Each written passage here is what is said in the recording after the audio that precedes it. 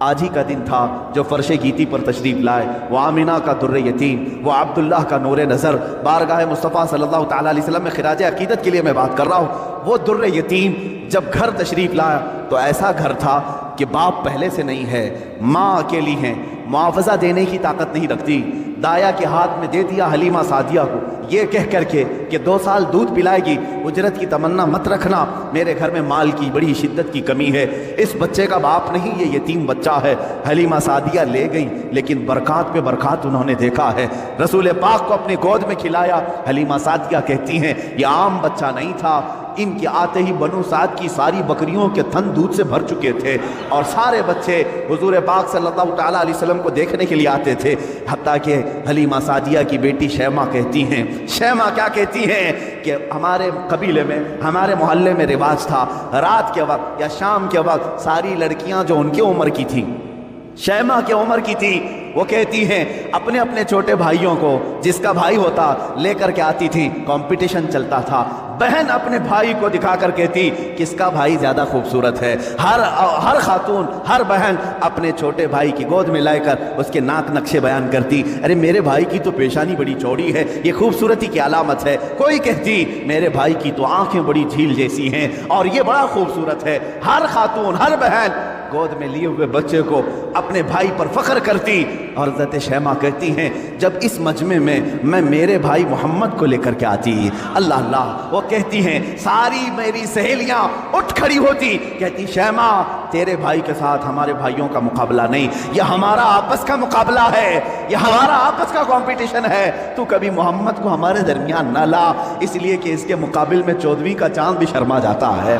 یہ بنو سعد کی خواتین کا کہنا ہے۔ حضرت شیمہ کہتی ہیں اس مقابل میں میں کبھی رسول پاک کو لے جاتی تو وہ ایکسپٹ نہیں کرتی، کہتی کہ شیمہ تیرے بھائی کے ساتھ ہمارے بھائیوں کا مقابلہ نہیں، وَأَحْسَنُ مِنْكَ لَمْ تَرَ قَطُّ عَيْنِي وَأَجْمَلُ مِنْكَ لَمْ تَلِدِ النِّسَاءُ، یا رسول اللہ آپ سے زیادہ حسین میری آنکھوں نے دیکھا نہیں، آپ سے زیادہ جمیل کسی ماں نے جنا نہیں۔ وہ 2 سال کی عمر پاک میں حلیمہ سعدیہ دوڑتی ہوئی واپس مکہ لے آئی اور حضرت آمنہ سے کہا میں نے 2 سال کا عرصہ آپ سے مانگا تھا، لیکن 6 مہینے اور بڑھا کر کے دے دو، اجرت بھی نہیں چاہیے، معاوضہ بھی نہیں چاہیے، لیکن حضرت بی بی آمنہ نے اپنے پاس اپنے صاحبزادے کو رکھ لیا۔ 2 سال کے عرصے میں گھر میں کتنے افراد ہیں، کون ہیں؟ باپ نہیں ہے، دادا ہے عبد المطلب، وہ بھی بڑھاپے کو پہنچے ہوئے ہیں، رسول پاک صلی اللہ تعالیٰ علیہ وسلم اپنے دادا کی سرپرستی میں ہیں۔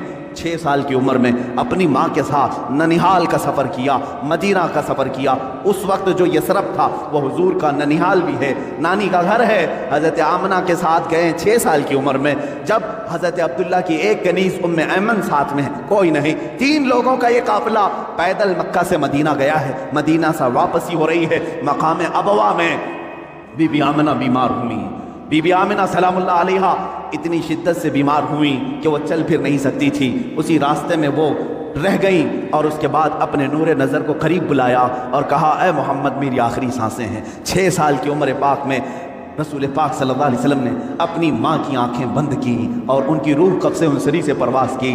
وہ 6 سال کی عمر میں اپنی مقدس ماں کا جسم مبارکہ اٹھاتے ہیں، قبر میں دفن بھی کرتے ہیں، اور اپنے والد کی کنیز کے ساتھ واپس مکہ آتے ہیں۔ اب کون تھا اس محمد عربی کے ساتھ؟ نہ باپ ہے نہ ماں ہے، وہ در یتیم، پوری کائنات کے یتیموں کا آقا بنا ہے، پورے یتیموں کا ماوا و ملجا بنا ہے، لیکن اللہ نے اسے در یتیم پیدا کیا۔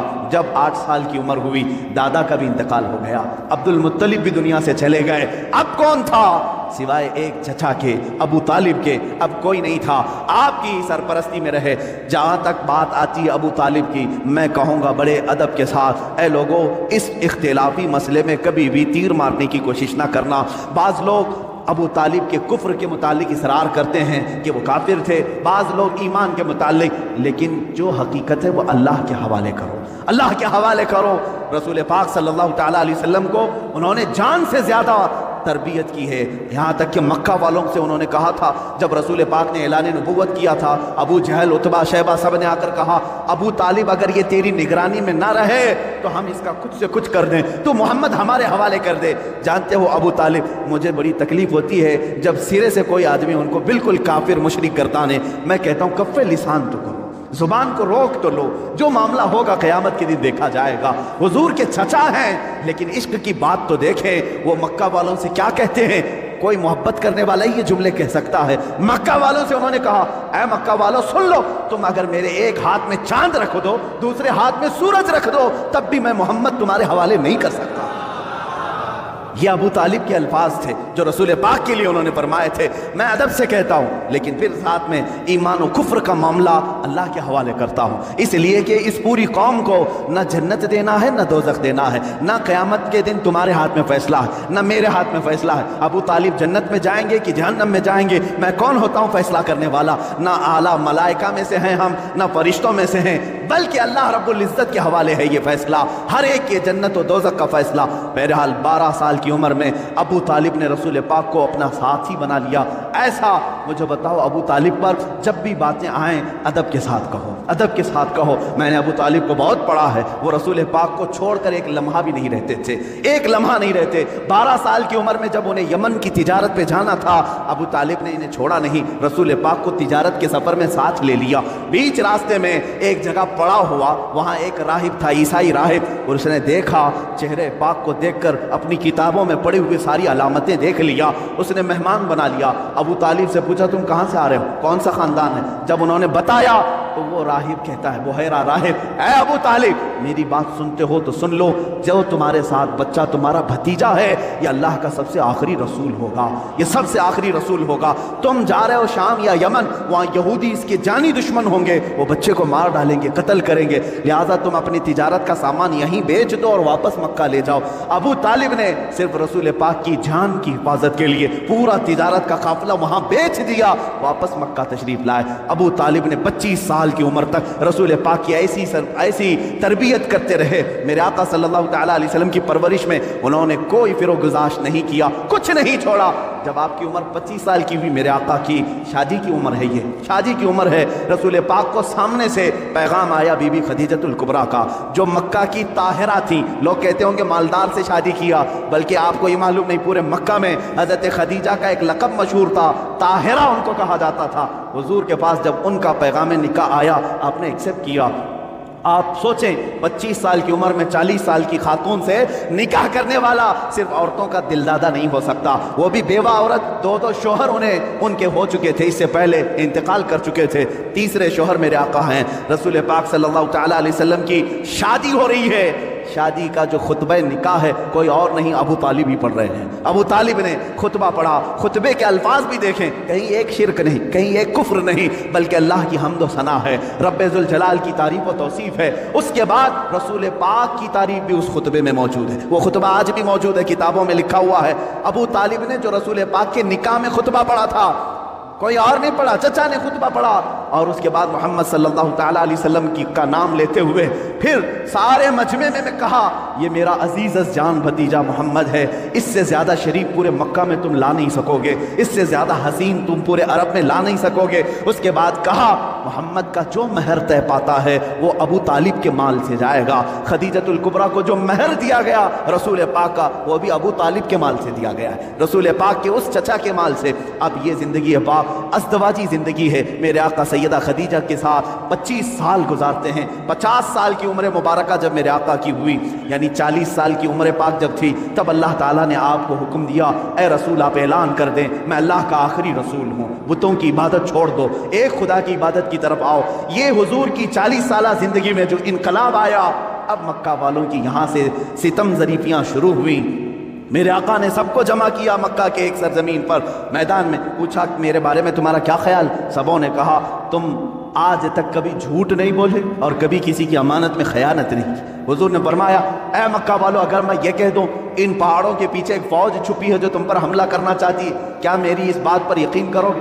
سارے مکہ والوں نے ایک زبان ہو کر کہا، آج تک کبھی آپ نے جھوٹ کہا نہیں، اگر آپ کہتے ہیں کہ فوج ہے ہم اس کو بھی مانیں گے، ہم اس کو بھی یقین کے ساتھ تسلیم کریں گے۔ حضور نے فرمایا، جب میری باتوں پر اتنا تمہیں یقین ہے تو سنو، میں تمہیں کہتا ہوں اللہ ایک ہے، خدا ایک ہے، معبود ایک ہے، مسجود ایک ہے، ہر ایک کے سامنے سر جھکانا یہ تمہیں زیب نہیں دیتا، اور میں محمد اللہ کا آخری رسول ہوں، اس کی طرف سے اخلاقی تعلیمات لے آیا ہوں، تمہاری روحوں کا بدل لے آیا ہوں۔ جب میرے آقا نے فرمایا، سارے مکہ والے ناراض ہوئے، सिवाय हज़रत अली करमल्लाहु वजहुल करीम के कोई उस मैदान में ईमान लाने वाला नहीं था।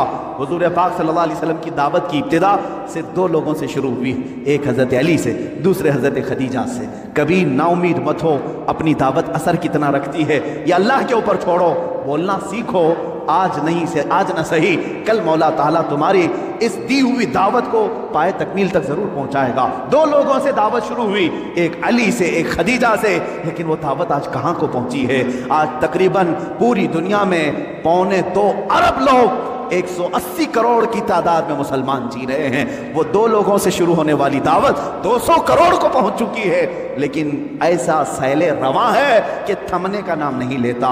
वो दावत रसूलुल्लाह की जो मक्का की उन चोटियों से निकली थी, फारान की उन पहाड़ियों से निकली थी, आज तक जिंदा है और सुबह क़यामत तक ये दावत जिंदा ही रहेगी। आज मैं आपको बताऊं मुख्तसर सी बात, ये जो आज फ्रांस, अमेरिका, यूरोप जो इनके अंदर जो खलबली है, बेचैनी है और वक्तन फवक्तन ये गुस्ताखी करना, इस्लाम के खिलाफ, मुसलमानों के खिलाफ, आतंकवाद से जोड़ना, टेररिज्म से जोड़ना, क्यों हो रहा है ये सब? जानते हैं आप? एक पेट का दर्द है। किस बात का? ये मैं नहीं कहता, अमेरिका का प्रेसिडेंट जो एक्स प्रेसिडेंट है इससे कबल का, उसने खुद ये स्टेटमेंट दिया है कि आज पूरे वर्ल्ड में सबसे ज्यादा फास्ट ग्रोविंग वाला कोई रिलीजन है तो वो इस्लाम है। ये मैं नहीं कह रहा, अमेरिका का प्रेसिडेंट कह रहा है सबसे ज्यादा तेजी से अगर कोई दीन दुनिया में फैल रहा है तो इस्लाम। यूरोप के मुतालिक तो तादाद आंकड़े भी मिलते हैं, पर डे वहां 400 लोग इस्लाम में आ रहे हैं। ये हालत देख करके वो घबराए हुए, इसलिए कि डेली के 400 के हिसाब से जब वो गिनती बनाते हैं हमारी है कितनी पॉपुलेशन, अगर ये सिलसिला इसी तरह रहा एक वक्त आएगा कि हम माइनॉरिटी हो जाएंगे, ये मेजॉरिटी में आएंगे, हम तो गुलाम होंगे, तख्त इनके पास आ जाएगा। ये जो सबसे तेजी से इस्लाम के फैलना यूरोप में, अमेरिका में और दूसरे इलाकों में, खुद फ्रांस की हुकूमत ये अच्छी तरह से जानती है। उनके यहाँ मुसलमानों की तादाद चंद सालों पहले क्या थी और आज क्या? चंद सालों, 18-20 यानी 10 साल या 20 साल की आप वहाँ के रिकॉर्ड्स निकाल करके देखो, आज 7 लाख मुसलमान हैं। उन्हें मालूम है अब मेयर भी ये बनेंगे, वहाँ की पार्लियामेंट की सीट पर भी ये खड़े हो रहे हैं। यही हाल यूके में, यही हाल अमेरिका में। ये जो खौफ है सिर्फ और सिर्फ यही खौफ इन्हें सता रहा। और एक बात मैं बता दूं, पूरी दुनिया के जितने भी मजहब हैं, पूरी दुनिया के जितने रिलीजियंस, इनमें सबसे ज्यादा अपने मजहब पर अगर कोई प्रैक्टिस करता है सिर्फ मुसलमान है, सबसे ज्यादा। अगरचे आप हमारे जमात में बेनमाजी ज्यादा है, लेकिन उसके बावजूद मेरा चैलेंज, मेरा दावा है, यहूदी हो, ईसाई हो या बुद्ध हो, हिंदू हो, इनके यहाँ इनके रिलीजियन की प्रैक्टिस का मतलब जैसे हमारी नमाज, हमारे रोजे, हमारी ज़कात, हमारा हज, ये प्रैक्टिस है, इस्लाम की एक्टिविटीज है। उनके मज़ाहिब में जो प्रैक्टिस हैं उनकी, उनमें बहुत कम है अमल करने वाले। आज यूरोप में एथिज्म बहुत फैल चुका है। एथिज्म क्या है? कोई खुदा नहीं, कोई माबूद नहीं, कोई अल्लाह नहीं, माज़अल्लाह। ये कसरत से वहां फैला है। और कौन एथिस्ट बन रहा है? ईसाई एथिस्ट बन रहे हैं, ज्यूज एथिस्ट बन रहे हैं। जो पहले किसी और रिलीजन में थे वो एथिस्ट बन रहे हैं, यानी कोई खुदा नहीं, हम खुदा को मानते ही नहीं। आज बहुत ज्यादा वो लोग भी फैल रहे हैं। दो खतरे हैं। और मुसलमान कितने एथिस्ट बन रहे हैं? तो कह रहे आटे में नमक के बराबर भी नहीं। 100 में 2 लोग भी एथिस्ट नहीं बन रहे मुसलमान, इसलिए कि ये अपने रिलीजन पर, अपने मजहब पर सबसे ज्यादा प्रैक्टिस करते हैं। दूसरों क्या हफ्ते में एक बार इबादत है, लेकिन मुसलमान क्या दिन में 5 मरतबा। ये अजान सुनता ही रहता है, सजदे करता ही रहता है। इस्लाम ने एक दिन भी इसे छुट्टी नहीं दी। हमारे हफ्तों में कोई संडे नहीं आता नमाज का, कोई ऐसी चीज, हत्ता के बीमार के लिए भी छुट्टी नहीं दी। सबसे ज्यादा अपनी प्रैक्टिस जो करता है, मिसाल के तौर पर आपको अकली तौर पर मैं समझाने के लिए कहूँगा, जो बंदा जिम करता है उसे मालूम है डेली अगर वर्कआउट जारी है तो उसका जिस्म सलामत है। चंद दिन अगर छोड़ देगा तो इधर उधर फैल जाएगा। होता है यही, सबको मालूम। जो सबसे ज्यादा प्रैक्टिस करता रहता है वो अपनी फील्ड पर जमा रहता है। तो जो मुसलमान नमाजों के साथ हैं, ज़कात के साथ हैं, रोजे हर साल हैं इनके, ज़कात हर साल है, 1000 रुकावटें आए, साल में 40 लाख का मजमा अरफात में फिर भी जमा होता है। तो ये जो इस्लाम की प्रैक्टिस है मुसलमानों की, ये खलबली मचा रहे हैं। दूसरे किसी रिलीजियन में اس قدر عمل نہیں دیکھا جاتا، اور ایتھسٹ بھی یہ نہیں بن رہے، ان کے جو ہیں وہ چھوڑ کے جا رہے ہیں، یا تو اسلام میں جا رہے ہیں یا ایتھسٹ ہو رہے ہیں۔ ان قریب انہیں یہ خطرہ محسوس ہونے لگا کہ اسی طرح یہ چھوڑ دیا جائے تو یہ جو آج تالاب کی شکل میں یورپ میں ہے، کنویں کی شکل میں فرانس میں ہے، کل یہ سمندر کی شکل بن جائے گا اور پھر سب کو بہا لے جائے گا۔ اس لیے چاہتے ہیں کبھی ان کے نبی کے کارٹون بناؤ، کبھی قرآن پر حملہ کرو، کبھی اسلام پر، اور لوگوں کو دہشت گرد بنا کر کے ان کے خلاف غم و غصہ عام لوگوں میں ڈالو، لیکن ہو نہیں رہا ہے، ہو نہیں رہا ہے۔ بعض مسلمان چہرے یہ پکڑتے ہیں، جیسے اسامہ بن لادن کو پکڑا اور پوری دنیا میں بتانے کی کوشش کی داڑھی والا امامے والا آتنکواد ہوتا ہے، ٹیررسٹ ہوتا ہے۔ لیکن حیرت کی بات ہے، آپ کو میں بتاؤں 9/11 کے بعد، 2001 کے بعد امریکہ کی ہسٹری میں دیکھا گیا، اس سے 100 سال پہلے 100 سال کے ریکارڈ میں اتنے مسلمان نہیں ہوئے تھے جو 10 سال کے اندر ہوئے، 10 سال کے اندر ہوئے اتنی تیزی۔ جب بار بار کہا گیا آتنکواد ہے، یہ آتنکواد ہے، تو بیچارے جو کبھی اسلام کو جانتے نہیں تھے انہوں نے قرآن اٹھانا شروع کیا، سیرت مصطفیٰ پڑھنا شروع کیا۔ دیکھتے تو ہیں صحیح، کیا قرآن حقیقت میں ٹیررزم سکھاتا ہے؟ کیا محمد آتنکواد سکھاتے تھے؟ جب وہ پڑھتے ہیں تو پھر کہتے ہیں اسلام کی فطرت میں وہ قدرت نے وہ لچک دی ہے، جتنا ہی دباؤ گے اتنا ہی وہ ابھرے گا۔ عزیزان گرامی وقار، رسول پاک صلی اللہ تعالیٰ علیہ وسلم کی وہ دعوت مکمل ہو کر رہے گی، اگرچہ کافر و مشرکین ناپسند کریں۔ 40 سال کے بعد سے لے کر 53 سال تک میرے آقا مکہ مکرمہ میں رہے، مصیبتیں بھی جھیلی، مشقتیں بھی اٹھائیں، اور لوگوں کے ہزار طریقے کے تانے بھی برداشت کیے۔ 53 سال کے بعد میرے آقا نے ہجرت فرمائی مدینہ طیبہ۔ مدینہ آنے کے بعد سب سے پہلے مسجد نبوی کی تعمیر ہوئی، صحابہ کو بھائی بھائی بنایا، اور اس کے بعد جو مدینے کے خلاف آواز اٹھا تھا اس کے خلاف میرے آقا نے تلوار بھی اٹھائی۔ جنگ بدر ہوئی، جنگ احد ہوئی، جنگ خندق ہوئی، جنگ حنین ہوئی، جنگ تبوک ہوئی، اور جنگ موتا ہوئی۔ یہ وہ جنگیں ہیں جو دشمنان اسلام کے خلاف میرے آقا نے کی۔ تقریباً 25 یا 26 غزوات ہوئے، جس میں 18 میں تو خود میرے آقا تشریف لے کر گئے، اور یہ 10 سال کے عرصے میں زیادہ سے زیادہ جنگیں ہوئی۔ جو رسول مکہ چھوڑ کر نکلے تھے رات کی تاریکی میں، 2 لوگ، ابو بکر صدیق اور رسول محترم صلی اللہ تعالیٰ علیہ وسلم، 2 لوگ نکلے تھے۔ 6 سال گزرے تھے، 6 سال مدینے میں، 7ویں سال وہی رسول، وہی صدیق اکبر مکہ کی طرف واپس آ رہے ہیں حج کرنے، عمرہ کرنے کی نیت سے۔ لیکن کتنے لوگ ہیں؟ 10,000 کی تعداد میں آ رہے ہیں، کوئی قتل و قتال نہیں، کوئی جنگ و جدال نہیں، فاتح کی شان سے آئے، خانہ کعبہ میں داخل ہوئے، بتوں کو نکالا، پاک کیا، اور کہا آج محمد اللہ کا رسول خانہ کعبہ کو پاک کر رہا ہے، اور صبح قیامت تک اب یہاں شرک نہیں ہوگا، بت پرستی نہیں ہوگی، کعبے کو بنایا مطہر، یہ رسول پاک نے۔ اب اس کے بعد رسول پاک صلی اللہ علیہ وسلم نے انہی 10 سالوں کے اندر کتنے غزوات کیے۔ وہ آخری سال تھا میرے آقا کا جب 10 ہجری تھی، حضور نے اعلان کیا جو جو حج کے لیے میرے ساتھ آنا چاہے سب آ جائیں۔ یہ سن کر کے تقریباً 1,20,000 صحابہ حضور کے حج کے سفر میں ساتھی بن گئے۔ میرے آقا تشریف لائے مکہ مکرمہ، یہ حضور کا آخری حج تھا جس میں خطبۃ الوداع، حضور صلی اللہ تعالیٰ علیہ وسلم نے حجۃ الوداع کا خطبہ دیا، آخری خطبہ دیا۔ وہ آخری خطبہ پورے دنیا والوں کے لیے دستور ہے، ایک لا ہے، ایک ایسے قوانین سے جمع کیا ہے۔ اسی میں حضور نے عورتوں کے حقوق بیان کیے، بچوں کے، بوڑھوں کے، مزدوروں کے، غریبوں کے، پڑوسیوں کے، ہر ایک کے حقوق اس ایک خطبے میں میرے آقا نے بیان کیا۔ حرام مال سے بچنے کی تلقین کی، سود سے بچنے کی تلقین کی، اور پھر گھمنڈ تکبر کرنے سے بچایا۔ حضور نے فرمایا تم سب آدم کی اولاد ہو، ایک دوسرے پر فخر نہ کرو، کالا گورے پر، گورا کالے پر، امیر غریب پر، غریب امیر پر، بلکہ میرے آقا نے فرمایا تقویٰ جس کے پاس ہے وہ اللہ کے نزدیک محترم ہے۔ یہ آخری خطبہ ہوا۔ اسی خطبے کے بعد میرے آقا نے اپنے صحابہ سے کہا اللہ نے اپنے بندے کو اختیار دیا ہے کہ دنیا چاہے تو دنیا لے لو، یا اپنے رب کے پاس جو چاہے وہ لے لو۔ اس بندے نے اللہ کے پاس رہنے کو قبول کر لیا ہے۔ یہ باتیں تھیں جو اشارہ دیا میرے آقا نے کہ اب رسول پاک زیادہ دن تک ان کے ساتھ نہ رہیں گے۔ محرم کا مہینہ تھا جب میرے آقا پلٹے مدینہ طیبہ، بیماری نے جکڑ لیا، سفر کا مہینہ پورے علالت میں گزرا۔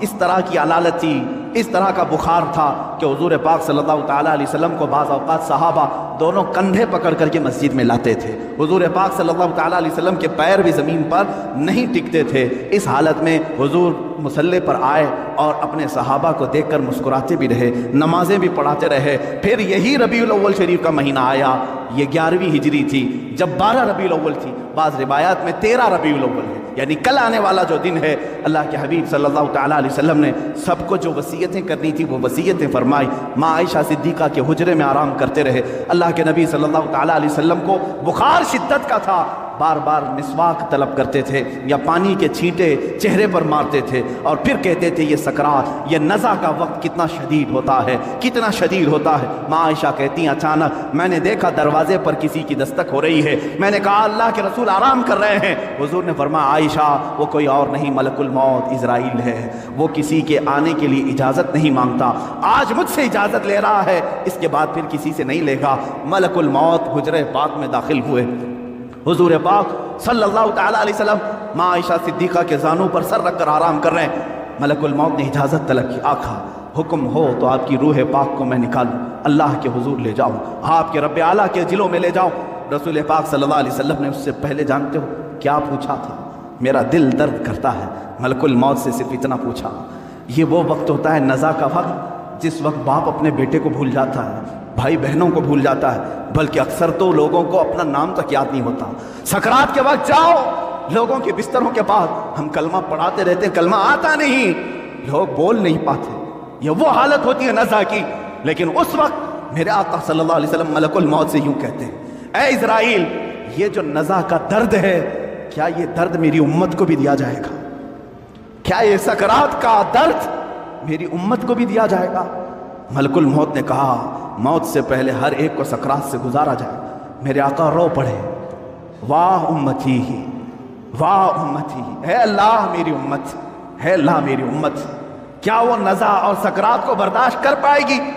رب تعالیٰ نے حکم دیا اے حبیب آپ غم نہ کریں، آپ اپنے امتیوں کو یہ بشارت دیں کہ جو ہر نماز کے بعد آیت الکرسی پڑھتا رہے ہے وہ دنیا میں رہے گا، اس کی روح اللہ فرماتا ہے میں خود قبض کروں گا، اسے احساس نہ ہو۔ رسول پاک صلی اللہ تعالیٰ علیہ وسلم حضرت عائشہ سے بات کر ہی رہے تھے، آخری جملے میرے آقا کے الصلاۃ الصلاۃ، نماز نماز، اور تمہارے ہاتھوں کے نیچے جو مزدور ہیں ان کا خیال کرو، اتنا کہا اور حضور پاک نے ہمیشہ کے لیے اپنی آنکھیں بند کر لی۔ میرے آقا کے لبھائے مبارک بند ہو چکے تھے۔ حضرت عائشہ کہتی ہیں میں بات کرتی رہی، میں بات کرتی رہی، میں یہ سوچ رہی تھی کہ حضور اب بولیں گے، تب بولیں گے۔ کافی انتظار کے بعد بھی حضور بول نہیں رہے تھے، اب وہ کبھی نہیں بولنے والے تھے ظاہری الفاظ۔ اچانک ابو بکر صدیق حجرے میں آئے، حضرت عائشہ باتیں کر رہی تھی، حضرت ابو بکر صدیق نے دیکھا، پیشانی مبارکہ کو بوسہ دیا اور انا للہ و انا الیہ راجعون پڑھا۔ حضرت عائشہ نے پوچھا کیا ہوا بجا؟ کہا بیٹی تجھے معلوم نہیں، تمہارے سرتاج، تمہارے رفیق حیات، ہم سب کے آقا و مولا اپنے رب اعلیٰ کے حضور جا چکی ہے۔ حضرت عائشہ کہتی ہیں پہلی مرتبہ میں نے کسی کو اپنے سامنے روح قبض ہوتے دیکھا، میں تو یہ محسوس کر رہی تھی کہ حضور بخار کی وجہ سے چپ ہیں، پھر بولیں گے۔ سیدہ کائنات فاطمہ الزہرا سلام اللہ علیہا آئی، وہ خاندان میں تنہا باقی تھیں، حضور کی ساری اولاد ان کے سامنے فوت ہو چکی تھی، حضرت فاطمہ اکیلی رہ گئی تھی۔ حضرت فاطمہ نے حضور پاک کے جسم ناز کو دیکھا تو کہا اے بار الہ، زندگی میں آج سے پہلے یا آج کے بعد اس سے زیادہ کٹھن دن مجھ پر کبھی نہیں آیا، فاطمہ پر اس سے زیادہ بوجھل دن کبھی نہیں آیا۔ جب فاطمہ نے اپنے عزیز از جان باپ کو اپنے سامنے موت کی آغوش میں دیکھ رہی ہے، رسول پاک صلی اللہ تعالیٰ علیہ وسلم کے صحابہ نے میرے آقا صلی اللہ تعالیٰ علیہ وسلم کی ایک بعد دیگر زیارت کی، صحابہ کی کیا کیفیت رہی؟ 14 صدیوں کے بعد آج ہم روتے ہیں میرے آقا کی وفات کو سن کر۔ وہ آفتاب عالم ہمارے درمیان سے روپوش ہوا، وہ مہتاب رسالت غروب اگرچہ ہوا، لیکن آج بھی جب واقعات سنتے ہیں تو روتے ہیں۔ صحابہ کی کیا کیفیت رہی ہو؟ یہی کیفیت تھی۔ حضرت عثمان تو کسی سے بات کرنا ہی چھوڑ چکے تھے، انہیں کوئی اٹھاتا تو اٹھتے نہیں، بٹھاتا تو بیٹھتے نہیں۔ حضرت عمر کا حال یہ تھا کہ وہ ننگی تلوار نکال کر کہتے خبردار، اگر کوئی کہہ دیا کہ میرا رسول انتقال کر گیا میں اس کی گردن اڑا دوں گا۔ میرے حبیب کا انتقال نہیں ہوا، وہ اپنے رب سے ملنے کے لیے گئے، واپس آئیں گے۔ حضرت عمر مدینے میں اس طرح گھوم رہے تھے۔ عزیزان گرامی وقار، رسول پاک صلی اللہ تعالیٰ علیہ وسلم پیر کے دن انتقال فرمائے۔ اور بدھ کے دن تک آپ کا جسم مقدس رکھا گیا، جماعتیں آتی رہیں، پڑھتی رہیں، ملائکہ نے جنازہ پڑھا۔ بدھ کے دن میرے آقا صلی اللہ تعالیٰ علیہ وسلم کو صحابہ نے اٹھایا اور اسی حجرے میں جہاں ماں عائشہ صدیقہ کا گھر تھا، حضور پاک صلی اللہ علیہ وسلم کی قبر مبارکہ کھودی گئی، لحد بنائی گئی جو ایل شیپ میں ہوتی ہے، حضور کو پسند تھی، لحد مبارکہ میں رکھا گیا۔ اترنے والوں میں حضرت علی بھی تھے، حضرت عباس بھی تھے۔ فرماتے ہیں جب قبر مبارک میں آخری مرتبہ رکھا گیا، صحابہ کا مجمع تھا، بھیڑ تھی، ایک آخری نظر اس آفتاب رسالت پر ڈال لیں، لیکن اچانک لوگوں نے دیکھا قبر کی تختیاں بند کرنے سے پہلے رسول پاک کے ہونٹ ہل رہے تھے۔ حضرت عباس کہتے ہیں میں نے کان لگایا، اس وقت رسول پاک کہہ رہے تھے امتی امتی۔